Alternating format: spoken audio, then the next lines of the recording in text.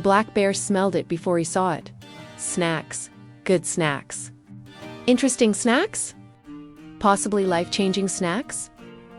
At a Yosemite campsite sat a metal box. Big, gray. Quiet? The bear sniffed.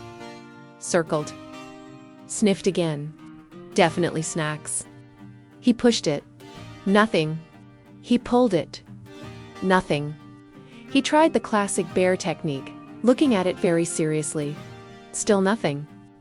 The box didn't growl, it didn't run, it just sat there doing its job. Bear boxes keep human food locked away, so bears don't get used to easy meals. When bears learn to avoid people food, everyone stays safer. The bear huffed, gave the box a final suspicious glance, and wandered back into the forest. Acorns existed. Berries existed. Wild food tasted like home.